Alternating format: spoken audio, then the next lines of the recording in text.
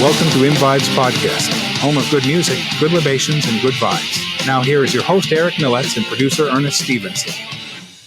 Hello, and welcome to another episode of ImVibes Podcast. I didn't even check before. I didn't even ask before that. I think it's Season 5, Episode 8. I think it's 8. I'm pretty sure it's 8. Anyways, if it's not, Ernest can go back and fix it later if it's wrong. That's what Ernest does. He's great at editing, man. I couldn't do the podcast without Ernest, man. Just everyone know that. It's also coming up on Memorial Day weekend, and Ernest is a veteran, so thank you for your service, Ernest. Thank you, Ernest. Cheers to that. Well, let's remember them. We'll remember those who didn't come back. With my 2024 draft class. Detroit in the back, yeah, baby. You have to go downtown and deal with all that mess. I was there it is. I was VIP, so I really didn't have to deal with it. We were fourth row. So, nice. I met Calvin Johnson. I met Barry Sanders and all that stuff. Man, it was awesome. Greatest experience I ever did. But we would turn around and look behind us and see 250,000 people behind us. I'm like, I'm glad I'm not out there. Those pictures, I was like, I'm glad I'm nowhere near there. Yeah. Speaking of that, we got the Koffin Kats on today, guys. Hello. From my hometown, from my home city, or at least where I lived before I moved down south, Garden City, Michigan. What's up, guys? How you doing? Good. How are you, man? Good, man. Or you guys? Yeah. Hey, you guys. Yeah. Use guys. What up, though? That's what everyone said during the draft when they came out. If anyone else said anything else except for what up, though, they got booed. It was funny. Anyways, I've got some good libations today. I got where the hell did my bottle go? Anyways, I got some beer in the mail yesterday. Ernest, check this out. It's an old Four Friends brewing glass. Oh, nice. Yeah. What did that say on it? Something day? Race day. Yeah. Race day, okay. Yeah. So, Four Friends Brewing was racing town down here. Yeah, we are. There was a local brewery right around the corner from me that closed a long time ago, but I still have all their years ago. One of the first breweries in town, and I think the first one to close, too. So I think it was the first. Oh, shit. Anyways, what are you guys drinking? Let's see here. I got a purple monster. I have a Rockstar Recovery. With caffeine and B vitamins. Yeah, there you go. Yeah, me and him have both been no booze for 5 years, so we. Oh, really? I didn't know that. Okay, awesome. Yeah. Nice. Yeah, it's one of those weird things where it's like, if I talk about it, I know I'll want it. Yeah. But we dabble in the other legal stuff here in Michigan. So yeah, you know what? When I was up there, I made an awful mistake of going to, and I talked about this when we were with Tyron. I went to the old Miami. I was hanging out with those cats outside, and they're just rolling blunts like it's nothing. And like, hey man, you want some? And I was like, no, I'm good. You know what? Fuck it, yeah. And next thing I knew, I was like, oh shit, I got to get the fuck out of here. There's some wacky strains that you can get here. Yeah, I was sitting there. I'm like, wait, A, I'm by myself.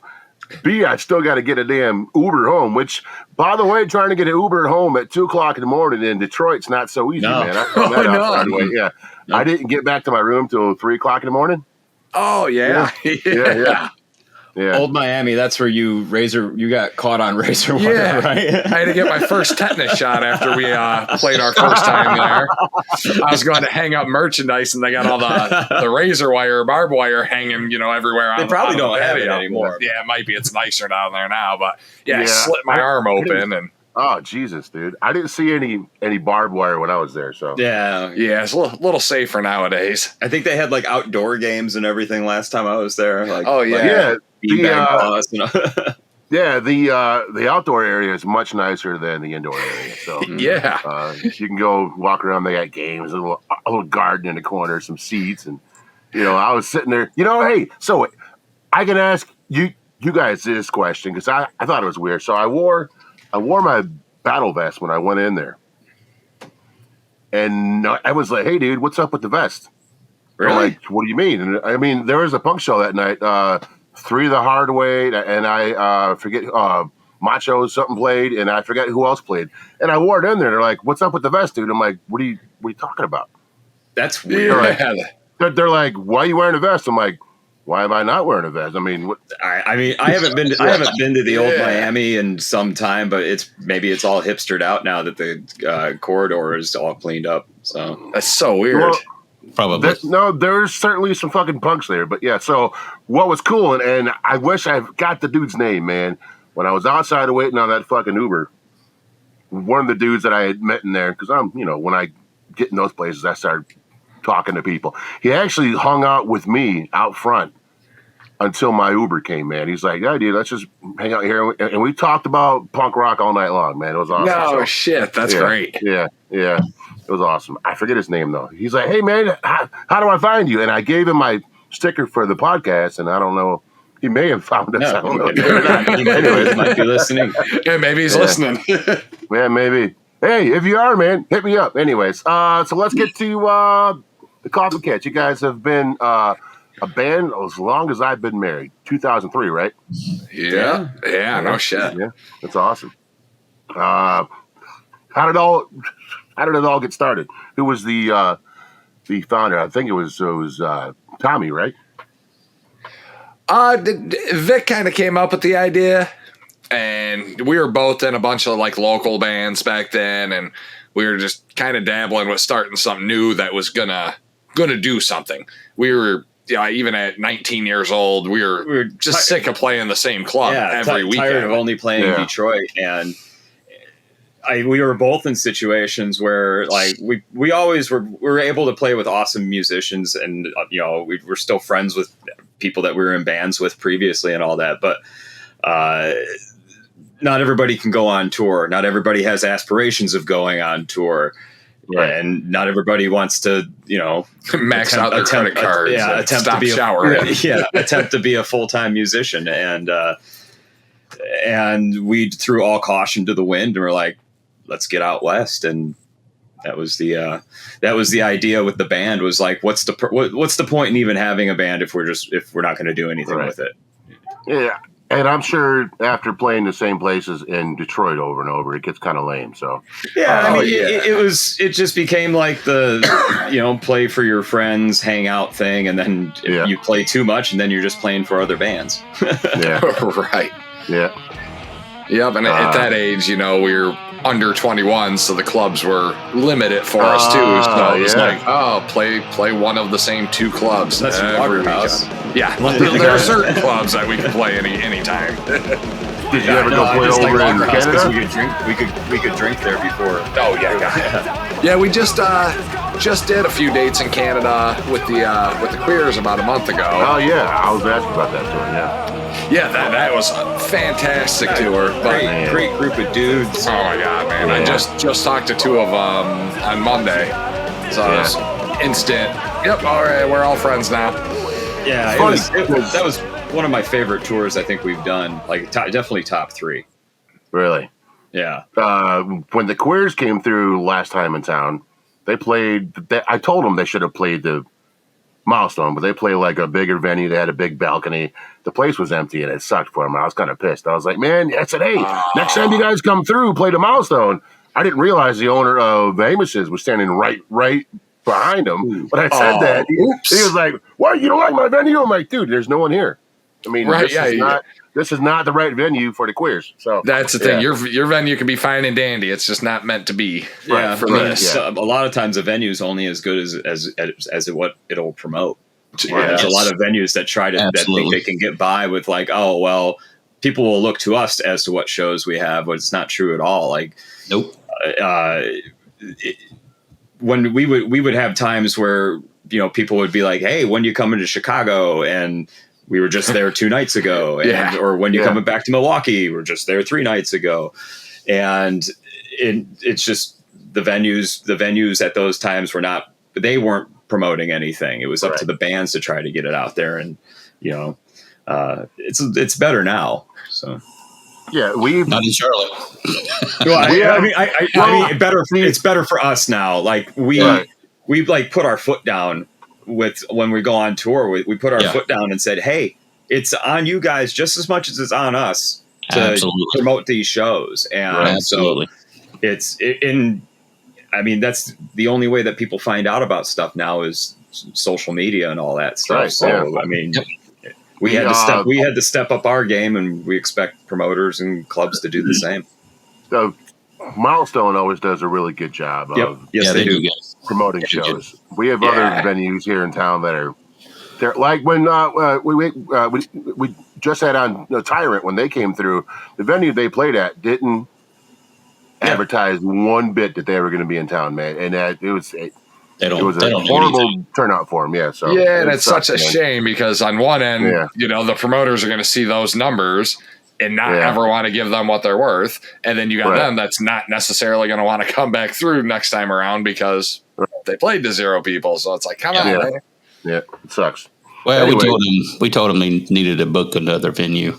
Yeah, damn, my glasses keep fogging up on me, man. That's you in that steam bath? I mean, so this is my Star Wars / vinyl room, all right. But normally, when I'm in here, the door's open, and I'm playing records that I can hear because I'm upstairs. So I'm right above my garage in this room, and that's that. Of course, that's not cool at all. So all that heat comes right up through this floor in here. Yeah. Yep, I got a bungalow that I live in, and I don't even go up to the upstairs room. It's just it's either way too hot or way too cold. So I just skip it. Already. I think we hit 90 today finally here in town in Charlotte. So it was close. It was 86. Yeah. Work asked me to, take a call and work late today. I'm like, no. No. I do. I'm a HVAC tech, so I was off early today. I started early today to be off early today because I had shit to do. But I was like, no, I'm not going on any calls. He's a carpet cleaning tech. I'm an irrigation tech. Yeah. See, we all got blue collar jobs, man. I love it. Always. Ernest there is retired, so lucky. Yeah, nice. Well, congratulations. Yeah, nearly 35 years in government, so it was time for a break. Ernest, that's why he puts out such good podcasts for editing, man. He has time. I know. I work with do studio stuff and all that, mixing and all that, and time. That is that's the hard thing to get when you have to juggle a working life and a family and all that stuff. I was doing this before when I was still working day job. It would take longer to get a good podcast out, but now he knocks them out pretty fast. Quick. Plus, he has his own podcast too for beer. So he does. He's like me, man. We don't stop. We keep on going, so yeah. Oh, yeah. Just because you stopped one job doesn't mean you don't got 20 other ones. Right, absolutely. Yeah. So, what I love to do. Right. What are you drinking, Ernest? What is that?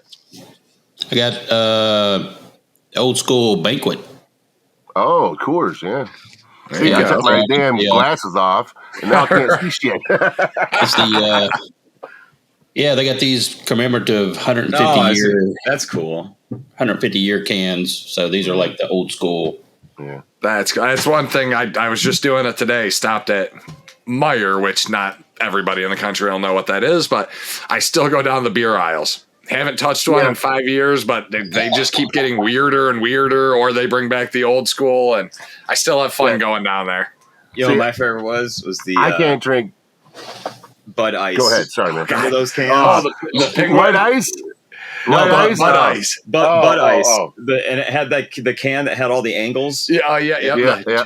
Doobie doobie doo. Yeah. Fucking penguin.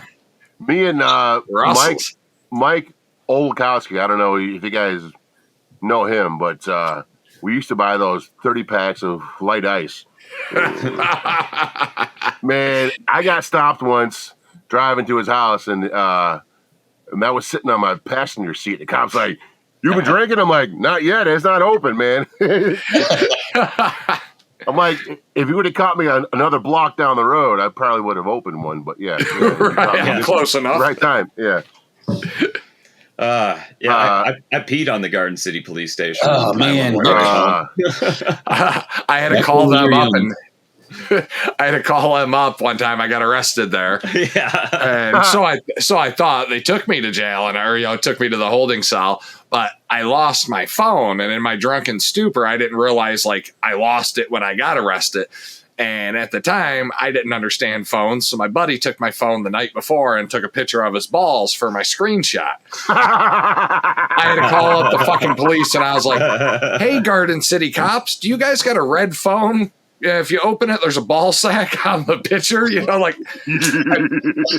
didn't have it. And they were like, "Well, we don't have no recollection of you getting arrested." I was like, "Sweet, if you got the phone, you can keep it. I don't care. Yeah. You said I wasn't arrested. Yeah. We're going with that."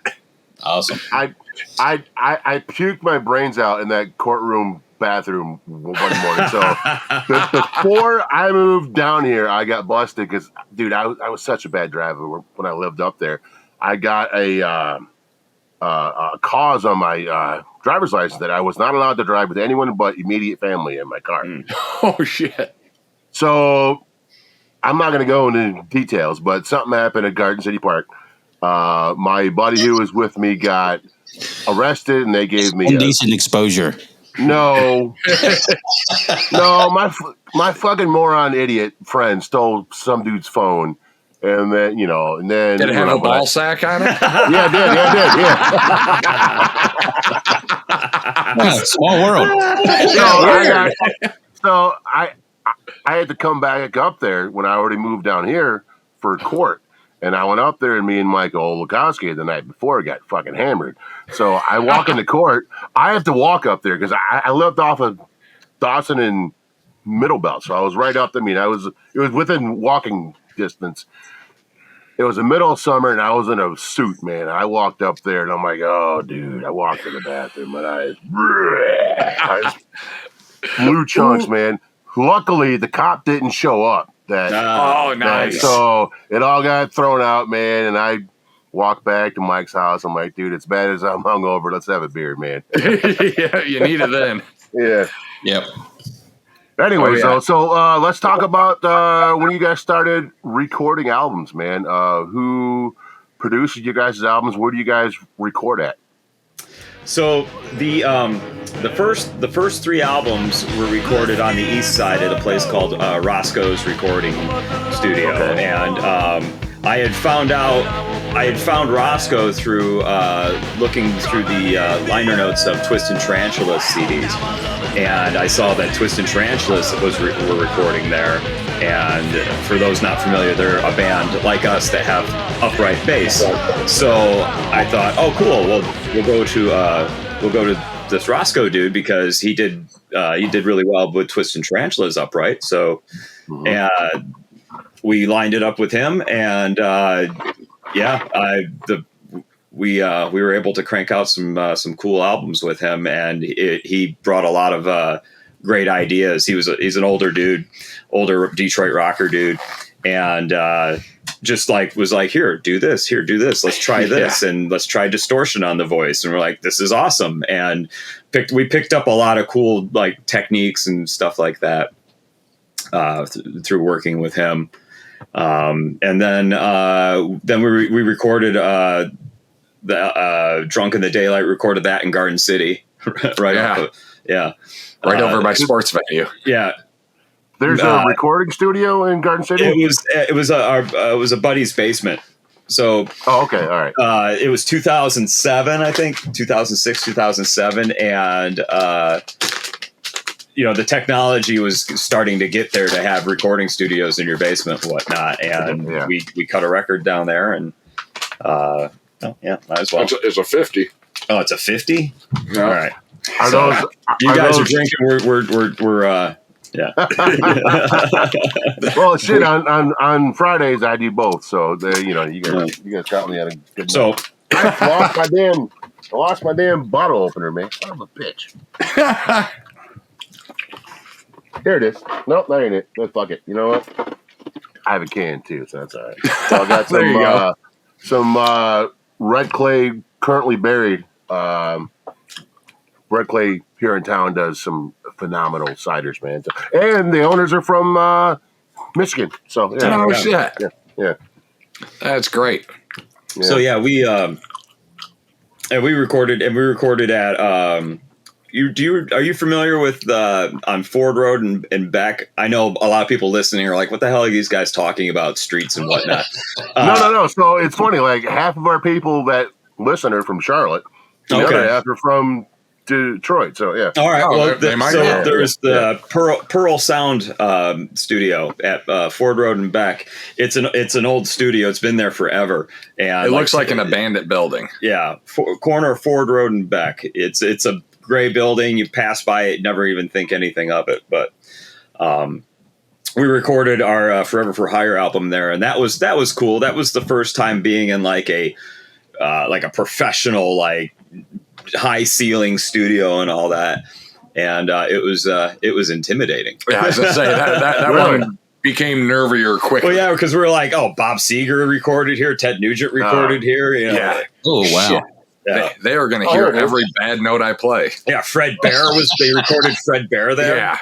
Speaking of Bob Seger, this beer I'm drinking is called Hollywood Nights. Oh, look at Hollywood that. Nights. Yeah. There we go. Yeah. Nice. Man, so I didn't know that place was there. Yeah. Yeah, and then unless you know you don't know type thing, like you probably drove past it a million times while you were up here, and you just don't know until you go in. It's a whole different world. It just looks like a shithole abandoned building, and then you get inside, and it's like, I got a boner and I'm scared. That's where some of the best studios are. How many albums have you guys put out? Is it 10 now? 10. Is it 10? Yeah. It will be 10, right? Yeah, I think 10 is getting mixed right now. Yeah. Nice. Okay, all right. So you guys are done touring for the moment. You guys are recording some new stuff. We're finally gonna put it out. Yeah, it's been recorded. I've just been trying to mix it in between tours and just work in general. And I'm. It's going to be. We're going to have a release date soon. That's the best I can say. Coming soon. Yeah, we pretty much got the summer off of touring. We got some weekenders here and there, but nothing more than 3-4 shows at a time. And then come the beginning of November, we are gone for a couple weeks over in Europe. But oh, sweet, nice. Yeah, that'd be fun to get back over there. Are you going on your own to Europe, or are you touring with other bands? It's just us, but we're got a couple festivals we're doing over there, and then we're doing a couple bar shows in between those. And speaking of that, my parents just texted me today. They are in England, and they just saw Bruce Springsteen. I mean, like an hour ago, the concert was over. No kidding. 5 hours. They're like 5 hours ahead of us over there. But yeah, they just saw Bruce over in 6 hours for you guys. England. Yeah, yeah. That's so awesome. The boss, man, huge Bruce Springsteen fan. I always have been, man. Well, that was my mom. Mom got me into Bruce. But yeah, so good. Yeah, it's awesome. So, a few questions. What's your favorite venues to play at since you've been on tour? Oh man, please say the Milestone. That one's definitely up there. That one is just the history. That just scared me. I was like, I can see myself. Shit. I don't look like that. The Milestone is one of them. It's just such a historic place. Just So I much have a history. bit of a confession from that night. So, Uh-oh. the dude that fell on stage and broke your stand-up bass, Yeah. Oh yeah. that was my Brother-in-law. brother-in-law. I knew that. Yeah, I don't know if I told him that. But yeah. We were standing in the bar, and he goes, "Hey, man, was that bad?" I'm like, I said, I've fallen on quite a few bands here at Milestone, up on stage. It's just so small. I said, I've never stopped the show, though. Yeah, hold that one over his head for a while. It's happened enough that I've learned how to get really quick with putting it back together. Oh, yeah, good. Yeah. Yeah, your brother-in-law really cut loose that night. Yeah, he doesn't normally get a chance to go and do those type of things. So I'm glad he had a good time. Yeah, he took full advantage. Yeah. No harm, no foul. He had fun. I've never fallen asleep at the Milestone. That's a place I will not allow myself to fall asleep at. Yeah, no shit. You don't know, might crawl up your damn leg when you're sleeping, So. Yeah. Who are some of your favorite bands that you've toured with? We've been really lucky. I was just gonna say we've been really lucky to be able to tour with bands that we looked up to and that got us into playing the type of music that we play. Necromantics, Mad Sin, Rubber and Horton Heat. Yeah. We've done runs with those I got guys. Horton shirt on today. Yeah. Yeah. I probably printed that shirt. There's a good chance he made it. Yeah, really? Okay, cool. yeah. So we were doing Reverend Horton Heat's merchandise because before the pandemic, what we would do between tours was print merch for ourselves and for other bands. And when the whole pandemic thing hit, we lost all of our clientele pretty much because nobody could tour. Yeah. But it kind of worked out well because the screen printing business, it was like we had kind of gotten as big as we can get, and the amount of work wasn't equaling the time and money and all that. So it was kind of like, man, we might need to figure something else out to pay the bills. And so the pandemic hit, and boom, we went off and started working with our merch guys, sprinkler company. So the dude that was working merch at the Milestone that night, he's actually our boss in the summertime, but not Tommy's though. Really? Not my boss. I don't work for that prick. He works for me. It's a one-way street. Eric and I and Big Joey there, we've been install sprinklers and service sprinklers in the summertime. Cool.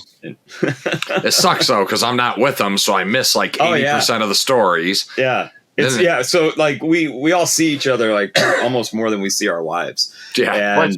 But you both kind of work with water. That's weird. Yeah, that is weird too. Yeah. I never thought about it. Pressurized water. Yeah. Oh yeah, it's great merch though. Oh, you know what? Yeah. So I've seen a lot of shows at the Milestone. You guys had a shit ton of merch. I got your damn patches in this room somewhere. So I haven't started a new vest here soon because mine's full. Well, don't wear it to the old Miami. Welcome. I'm wearing it anyway. It's welcome. There you go. So yeah, long story short, we were printing merch for Reverend Horton Heat. That was one of our larger gets, and that was awesome. Did you do design work too, or you just No, we're terrible at when it comes down to making t-shirt ideas. Sometimes I'll draw stick figures and go, I kind of have this in mind, and then I'll pass it off to a real artist. And none of us can draw. No. All of it, because people are like, "Oh, who does your artwork?" We're like, definitely not us. Yeah, not us. Where's that damn patch? I just had it because I was showing. Oh, whatever. It's in yours someplace. I don't know how you find anything in there. It's easy. Hey, all the vinyls alphabetized though, so that's the important thing. You're right. It's all alphabetized by genre. So and I have crates. There's that crate there's for DJing. This crate is ska. I have a gig on. You know what's funny? I was down in Charleston and I was shopping with a friend who's also from Garden City. And she goes, "How are you a DJ? You don't like pop music?" I said, "I don't have to like what I play. I just play it because I get paid to play it." I'm like, the stuff I buy for myself is a whole other story, you know? Oh, yeah. That's not a job. That's for you. Yeah. So I was down there. I bought Ghost. I bought some Miles Davis. I found Kind of Blue for like $10 on vinyl, and it was a repress, but I'm like, I'm gonna buy it. That's awesome. Yeah, and, $10. I found the Last Drain record, which I just went and saw them live. Hardcore shows are a little bit different than punk shows, man. Let me tell you, those fucking audience, those guys in the pit are out for blood, dude. Yeah, it's funny, man. They're like no macho shit, and then some dude. Yeah, somebody's gonna roundhouse your ass. Yeah, I got punched in the jaw, and I was like, I can't let that go, man. Hold on a second. Hold on. No. No, sorry, dude. But yeah, I was like, no, dude. Yeah, no. He came up. He kind of gave me the shoulder, and then he came back later, swinging arms and pop right in the jaw. Oh, yeah. Human firework. Yeah, I was like, hold on, dude. No. Noted.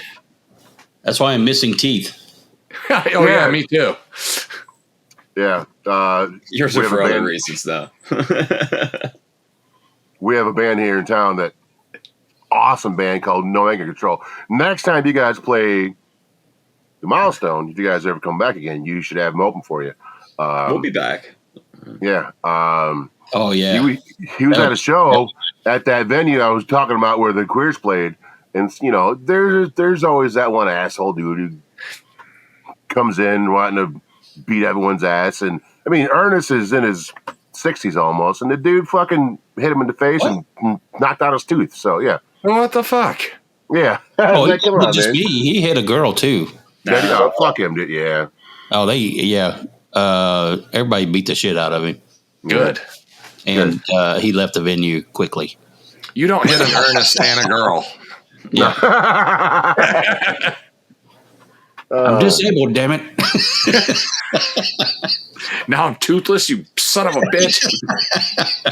He smiles, and there's a little gap there now. So, I've always had the gap. It's a completely missing tooth over here. Yeah.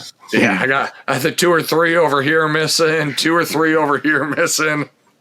Oh yeah, I have a whole mouth of metal and missing teeth. I couldn't even keep the metal. I swallowed swallowed an implant. And that was a gold tooth. That one sucked. I've spent done all that the money. Thought I was all cool. I'm sure shitting that out was fun. Then I fucking still in there. Yeah. That's my savings account. I'm just holding it in my gut. Yeah. And I got a root canal right before over a toilet with a damn metal detector. I swallowed a cap to a root canal 2 weeks after I got it. And I ate a bunch of Jets pizza that day with ranch. So when I threw it up, I couldn't find it anywhere. It was just fucking white ranch everywhere. Usually my teeth are yellow, but that one was new. Jesus, man. Oh, yeah, the joys. Yeah, I've done that too. Be biting into a big old burger, and you're like, "Oh, the hell's in there?" There she goes. Oh, there's some. There's my feeling. Fucking tooth, yeah. Yeah, the first one when I lost the gold one, it was a fucking muffin. How's a muffin's not? Yeah, it's not sticky. It's not hard. It was a nice soft muffin, and just there she goes. Son of a bitch. That was that amazing dental that back alley dentist we were going to. Me and Vic found a dentist to kind of finagle some insurance and file some paperwork late, and years later with my. I hate What's that old ad that they showed with the dude getting his tongue pierced in some dude's basement, and then he goes, "Hey man, you want a cigarette?" The guy's like, "What do you think? I'm crazy? No, I'm gonna smoke a cigarette, but I'll get my tongue pierced in your basement." Yeah. Yep. Yeah. Actually, one of my first tattoos I got was in a basement, in some dude's basement in Garden City. And I passed out. I got the Grinch. Oh, no shit. Yeah, I got the Grinch. Back when I was skinny back in Garden City, they called me Grinch. So that was my name. Hardly anyone even knows that my name's actually Eric. Everyone called me Grinch. Grinch. So yeah. So I went down there. I got the outline done, and we had just smoked the jammer, dude. And I found out the hard way. You don't really want to smoke weed before you get a tattoo. Yeah. So yeah, I got it, and I was like, man, I'm not feeling too good. I walked upstairs, to go get a drink of water. Next thing I know, I'm laying on his kitchen floor with this dog looking me in the face. He's like, hey man, you all right? I'm like, dude, let's do color next weekend, man. I think Oh shit. Anyway, so one little segment I like to bring onto the show, and we've been doing this past 3 episodes, and it's fun. So I ask the bands to give me 3 of your favorite cover songs, and not your cover songs, just in like cover songs in general. So Ernest last week brought up your guys' cover of Hall & Oates. Yes, Hall & Oates cover. Which, by the way, how did that happen? How did you guys get invited to do that on that album? So it was a compilation of like 80s or pop hits or something like that, where punk rock and psychobilly bands cover that genre, and I was trying to think of something that hadn't been done before, because everything you could think of, it was already, when it came to like your 80s hits and all that, it pretty much been grabbed up. Right. But nobody was doing Maneater, and the reason that popped into my head was because in like early days of YouTube, some of the video, there's always those videos you remember, and somebody had synced up the Danzig with Maneater, and it looks like Danzig singing Maneater, and I was thinking about that, and I said, remember that one. I was thinking about that, and I was like, hey, let's do Maneater, and so I'm sure that's where the idea came from. I'm sure Glenn was thrilled that someone made a video of that, because he's such an asshole, man. You gotta have a sense of humor about that stuff. Yeah, I mean, as much as I love the Misfits and Danzig, him as a person, I don't know, man. He's an asshole. I saw him I never met him, so I don't know. I saw him once. I mean, he's like 5 foot tall, dude. He's not, but he's he's built. He's all he's macho. Yeah. So, but well, at least he could be jacked. I haven't seen him in years. He was on stage, and some dude like went to go slap him 5, and accidentally like touched him, and he stopped the show. He got off stage. He went behind stage, threw a fit, throwing shit around. Motherfucker touched me. It's bullshit, for a half an hour. Oh wow! I was like, what the fuck, man? Fuck Glenn Danzig. He's an asshole. Tommy gets his nuts grabbed all the time. Do you really? It happens from show to show. Yeah. I'll just be playing and I'll look down and there's a hand grabbing my nuts. I'm like, usually a dude hand. 99. Well, I don't think it's been anything else. I found the bottle opener. Here we go. I knew you were looking for something. Yeah. Cover songs. Oh yeah. It's probably this guy.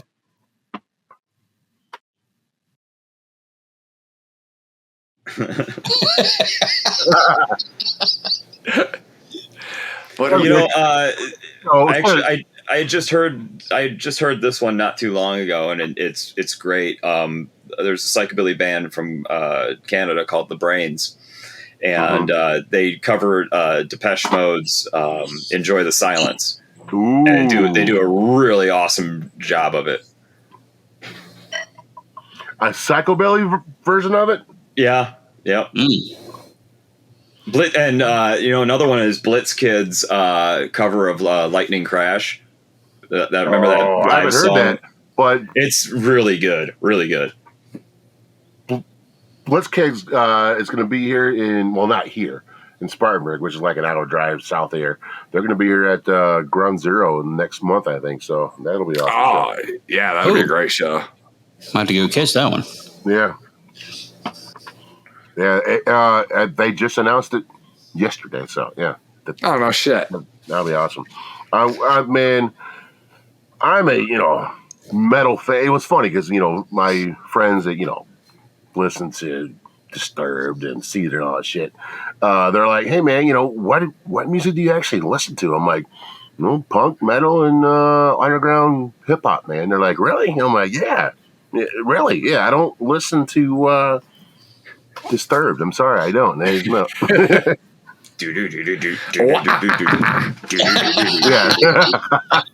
Which is, that was a great album for them. That was when they first came out. Matter of fact, when I saw Disturbed for the first time, they opened for Danzig. Oh, no shit. No. Fremont, yeah. Yeah, so you've seen them years ago. Yeah. A long time ago. Yeah, when they first started. I had a promo copy of their album before it even came out with, it had Down with the Sickness and all that stuff on there. And I actually was a huge fan then at the time. But I'm that guy. I'm sorry. I'm that guy. Once a band hits that, big thing and, everyone's like, hey, man, Disturbed. I'm like, yeah, fuck that band. I'm done with them, It sucks, but whatever, man. Now that everybody else likes them. Yeah, right. Yeah, I still got the old Papa Roach promo thing that they used to have at Rock of Ages that only had 2 songs on it. Yeah, Same type thing. Yeah, every time I'm in Garden City, I stop in Rock of Ages. And It's pretty much still the same. I know. I was there not too long ago, and I was like, man, I could spend way too much money in here. It's just it's easy if you're a fan of music because they got everything. Oh, yeah. Every band T-shirt you could possibly think of is in there. All the patches. I bought a shit ton of patches. Matter of fact, I bought so many patches in there. That's the thing. I spent over $100 just on patches at Rock of Ages. That place is good for that, man. They, like you said, they got anything and everything. Yeah. I bought that damn born and made in Detroit patch, and then I found out Kid Cock owned that brand. And I was like, it's coming off my vest, man. I'm sorry. I'm not a big fanatic. Fuck that dude.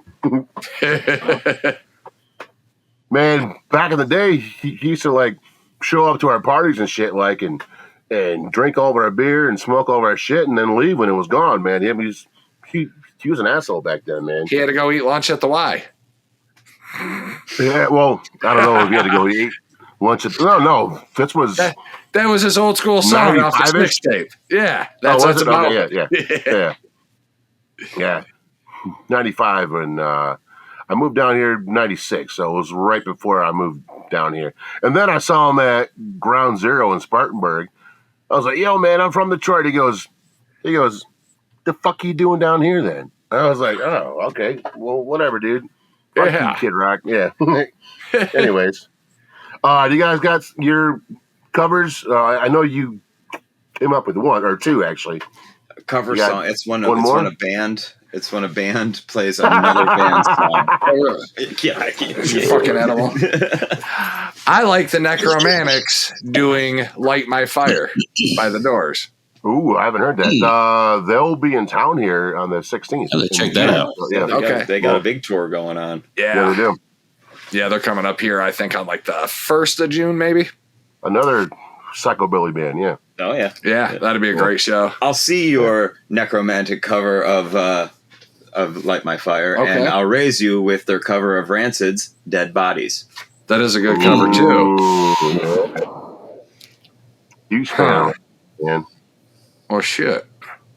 What about... Damn it. You trying to think of another necromantic one? No. Trying to. I'll send this to Kim so he can talk shit to you. That's what I'm saying. While you're trying to think of that, I came up with a Detroit themed 3 cover songs. All right. Okay. So first one, Suicide Machines, End of the World as We Know It, the REM song. I forgot about that, actually. Second one, the Mighty Mighty Boss Tones, Detroit Rock City, which is not actually a Detroit thing. It's everyone thinks Kiss is from Detroit. I'm like, no, they're from New York, man. That is like playing in Detroit. And then the last one, Megadeth, No More Mr. Nice Guy, which is an Alice Cooper song. Yeah. A great Alice Cooper song. Yeah. Son of a bitch, you did good, man. We're over here sucking. No, man, I'm doing all right. You're the one that sucks. Right. Demented Argo, Funnel of Love. Funnel, what? Demented Argo, Funnel of Love. Okay, all right. That's a good cover. What? Huh? What? I'm missing a tooth. I can't hear you. Hey. Like this, man. Sorry. I was out in the sun all day. So was I. Yeah, me too. Yeah, well, you're out in the sun every day. Yeah, I am. That's why I'm always red. Actually, I only have one new one for this week, and it's a brand new release / featuring Gary Clark Jr. doing Crossroads from Cream. All right.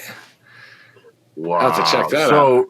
So is Gary Clark on vocals for that one then? And then Slash is playing guitar? Slash don't do no vocals. Right. So, well, he has, but man. In the past. if it's a punk song, he will do it. It's funny. When I saw Guns N' Roses last, they did some UK subs covers live and some Iggy and the Stooges songs. And I was like, this is awesome. And people are like, man, this is old. I'm like, these are covers. And they're like, these aren't covers. I'm like, dude, everything on the Spaghetti Incident was a cover. The whole album was all covers, man. The whole album was all covers, yeah. That was a good album. Oh, yeah, it was. The best one. Which one? Faith No More. Easy Like Sunday Morning. Oh, yeah. I mean, he already had 3. Huge Faith No More fan, man. Yeah. I'm a big fan. I think we mentioned that one on our previous episode. We have, but that's all right. It's so good you can mention it twice. That's all right. And even more. Last Sunday, I drove up to Raleigh. Which and more pigs, too. Oh, yeah. Which, by the way, if you buy the album, if you buy it on vinyl, War Pigs and Edge of the World is not on the record because those were only bonus tracks on the CD, not on the record. No shit. Yeah. Little tidbit. Yeah. So I just went up to Raleigh last Sunday and saw Mr. Bungle. And, that's Mike Patton from Faith. Oh, yeah.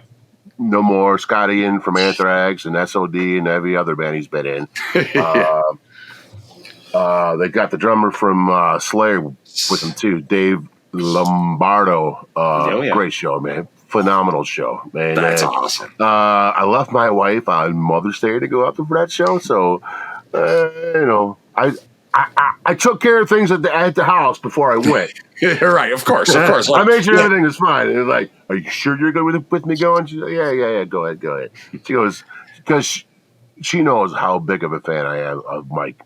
Yeah, I mean, that's definitely a band that doesn't come through that often. Right, and she was like, just go. Just stop talking about it and go. All right. All right, see you later. I'm out of here. Yeah. That was a great show, though, man. That was an awesome show. And they played at a place that I've never been to before called the Ritz. One of the nicest venues I've ever been in.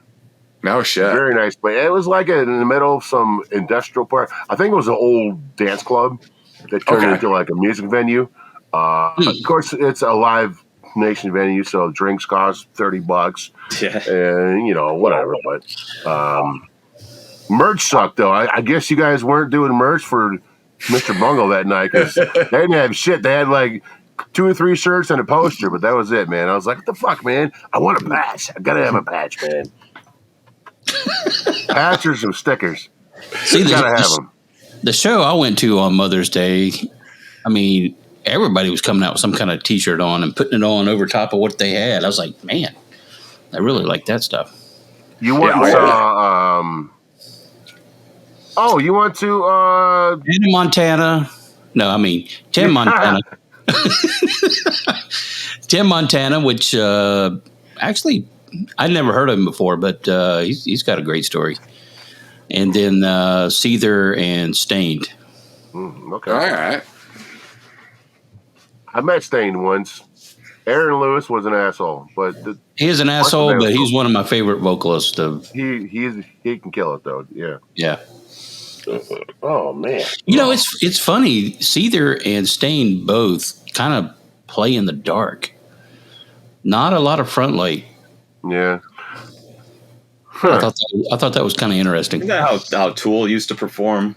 Yeah. But they would do it behind a sheet. Yeah. Yeah. Yep. Yeah, I've seen Tool quite a few. Matter of fact, the first time I saw Tool, Tomahawk opened for him, which is no kidding. Mike Patton band. Yeah. Oh yeah. And I was telling people, I'm like, yo, that's Mike Patton from Break the More. They're like, no, it's not. This band sucks. I'm like, no, they're awesome.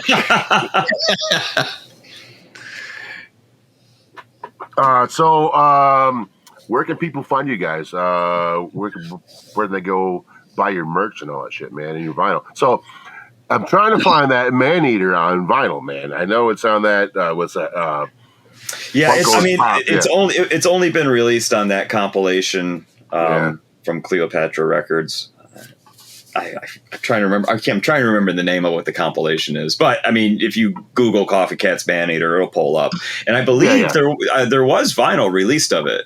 Was there? Okay. Yeah, because I'm pretty sure I have one. You want to sell it? No, sorry. If I get high enough, I'll just give it to you behind his back. I have Rubbermaid. I have Rubbermaid bins just stacked, full of posters and stuff we've released on, and just one day I'm going to get to it all. I'll be up there the weekend of the 9th, June 9th. So I might. Necromantics is on that album too. Yes. Are they really? Oh, yeah. Yeah. I Kissed a Ghoul. All right. That's that's cover of what? It's not Misfits cover, is it? No. What is that? I Kissed a Ghoul on the. I don't know. Did he redo the Katy Perry song "I Kissed a Girl"? Is that what it is? Oh, that's probably what it is. Yeah. Made it necromancy. I know we kind of have not went into kind of like origins with you guys. I kind of get a vibe of if Stray Cats and Misfits had a baby, it would be Koffin Kats. Yeah, you're definitely in the ballpark there. Yep. A lot of times, like what we'll say, if somebody at the Flying J when we're on tour recognizes that we're a band and they want to know what we sound like, we usually just say, "Have you ever heard of Motorhead?" And if they say, "Oh yeah," then usually you can go, "Okay, have you ever heard of the Stray Cats?" And they're like, "Yeah, okay," and then put those two together. Yeah, you know. It's kind of how you can kind of put the psychobilly genre in a nutshell. Okay. Yeah. Oh, yeah, I can see that. Absolutely. Yeah. Absolutely. So, was that your inspiration? I mean, I think it's funny because one of our most favorite bands is Bad Religion. And so some of our biggest influences actually don't have anything to do necessarily with psychobilly, but here we are. Yeah. So how'd you come up with choosing to play the stand-up bass? Well, I started out playing guitar and quickly realized that I was never going to be Randy Rhoads or Brian Setzer. And also that everybody played guitar. And I was like, well, it's just going to be in a sea of guitar players here. So I wanted to learn an instrument that could be useful down the line, maybe be more sought after. And so I wanted to play the upright, but the other reason too is that I just loved the sound. I loved what it did, the percussive sound, what it brought to the band's music and stuff like that. And I had gotten really big into Reverend Horton Heat, so that was a big inspiration to Jimbo was a big inspiration to be wanting to get an upright. So I got my first upright I think when I was 17, 18, and nice. Yeah. So a lot of stand-up bass players, you see in like country and bluegrass. So it's nice to see it in that psychobilly genre. Yeah, I mean, I don't think there's any other instrument I could play and sing at the same time. Like it's like the only one I've been practicing for a long time. So I'm kind of stuck with it at this point. And to hold it over your head and play. I mean, that was impressive that night, man. Well, after a while, if you just stand there and playing, we like that. We like to have fun on stage, and that really is what it comes down to. Is like us. Regardless of how many people are out there, it could be 2, it could be 200, it could be 2,000. It doesn't matter. When we step on stage, him and I look at each other and we dick around up there and have a we make the best of it because I think you both enjoy it while you can. You guys have switched. Yeah. We do a swap on the instruments and whatnot. Yeah. Y'all definitely look like you're having fun. Yeah, I mean, like, we love the music that we play and hope the people that come and see us do as well. But also it's not for everybody, but some people enjoy the stage show, and we always like to give people something we like to give as much bang for your buck as we can. And again, with us, we truly do love what we do. And, us standing still on stage would just be absolutely ridiculous in our minds. Yeah. I can't stand when bands just stand there, man. It's weird. Yeah. Yeah. Are you not having fun doing what you love and get paid to do? Yeah. Everybody has an off night, but there's, it's something where there are some bands that can't help but show that they hate each other and they hate that they have to be there on stage. And you're like, how the fuck did I pay $40 for this ticket then? Or they get so old. I was talking to somebody not too long ago. It was like Dusty Hill, and his last tour was ZZ Top. I'm like, they didn't move. They stayed in one place. Yeah, exactly. But the last show I seen was ZZ Top. Now that Elwood Francis is playing bass, they're moving on the stage again. So, no kidding. Yeah. So they're probably catering to Homeboy and taking it easy, so that way they didn't outshine them. Yep, absolutely. So that was a fun show. Well, thank you guys for being on the show. Hey, thanks. I'm glad it finally. We were able to make it work. Finally happened. Stars aligned and our schedules lined up, and here we are. Yeah. But thanks for having us on here, and I know that you're in touch with Tommy and whatnot, and we'll definitely let you know when we're going to be booking back through the area. Okay, cool. Yeah, that'll be awesome, man. Maybe you guys come back to the milestone again. That'll be awesome. Yeah. If anybody wants to look us up, you can check out our website. It's www.koffinkatsrock.com. That's Koffin Kats with K's. And we have our tour dates up there. We have merchandise up there. And if you buy something from the merch store, Tommy will ship it out himself. And maybe he'll throw a little extra stuff in there. He likes to sprinkle some magic in every package. Sometimes I'm all high and giving. We have your WRIF Koffin Kats. On our podcast table. So normally we do our podcast at Tommy's Pub, but when we do it remotely, we just do it from home. So right on. It's funny because out on the road, we often run into people from Michigan that relocated, and they see that and they're like, "Oh, the riff!" And like, that was kind of an inside joke, I guess. Yeah. Have you played any shows for the riff, or is it just sticker you thought you would make? We did. We played in the studio at Riff. It was when they had Riff 2 going on. Like doing all the local type stuff. We went in and did like a live acoustic thing for like 3-4 songs. Yeah. I think we did like an 89X show one time. Yeah, we definitely did an 89X thing. I miss that station, man. Every time it's all country. It's all terrible country now, but not the good country, the bad country. Yeah. That's a whole nother podcast. It's all right, man. So, I had a person ask me today because I was telling them about the podcast. They're like, what do you talk about in the podcast? I'm like, music. They're like, what type of music? I said, everything but country. And they're like, "Oh, really?" I'm like, "Sorry, guys. No, we don't talk about guys." Yeah, we had one country artist on. You know what? And I told them about Greg Parrish, and they're like, "Well, which episode was that? We want to go hear it." I'm like, "You're more than welcome to." Season 3, episode 1. It was a really weird episode, but Yeah. Anyways, guys, thanks for being on. Thanks for finally making this happen. Enjoy you guys' evening. How's that Michigan weather? Is it cold out there still? Or No, it's beautiful now. It's like 90 right now. No. Yeah. Is it really? Wow. The humidity's up there. Yeah. The nights are still cool, so it should be all right now. But yeah, All right, well, fellas. Well, thanks for being on. We'll talk to you guys later. Thanks for having us. All right, buddy. Thank you, guys. All right. Later. When you hang up on my hook, I'll skin you alive. Oh, you're gonna scream, "Oh, man, as I watch you do."